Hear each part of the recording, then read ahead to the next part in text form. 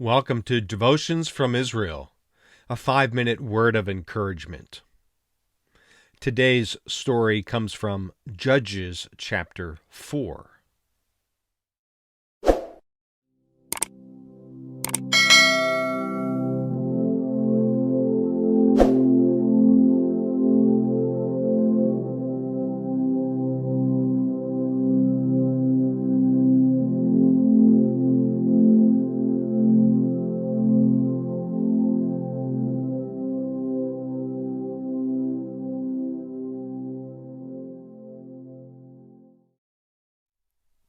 Have you ever woken up and wondered how that day was going to unfold? Perhaps you just didn't know how you were going to get through that day until the end of the day when you paused to thank God for how He walked you through that day and how He intervened on your behalf. There are many days like that, I think, for all of us, where we wake up and we just don't know where we're going to go or turn or what we're going to encounter. And yet God comes to our rescue. Judges chapter 4 is one of these days, as recorded in this passage, where Deborah and Barak are faced with the enemy led by Sisera, the Canaanite. King Jabin is positioned in Hatzor, and yet his mighty army is gathered along the west side of the Jezreel Valley.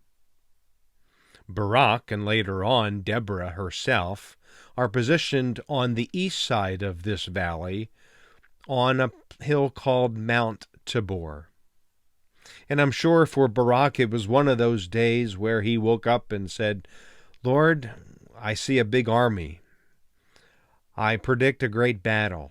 How are we going to get through it?" And yet God intervened in a miraculous way. Indeed, the confrontation was real, and yet it was not Deborah and Barak who lost the battle, but it was Sisera and his army, with all of his hundreds of chariots. You see, God intervened in a miraculous way.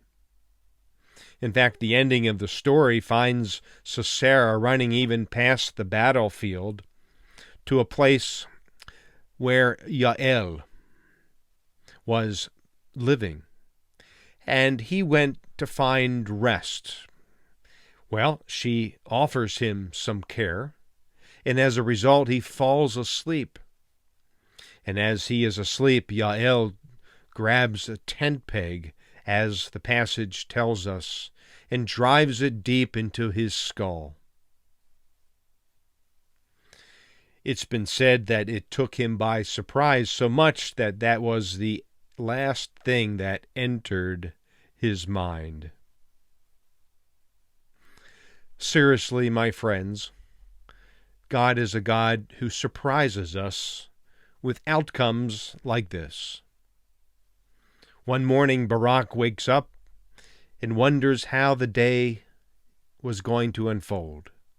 But at the end of the day, and actually as recorded in the very next chapter, Deborah's song records many words of praise to God for how He intervened on behalf of the Israelites.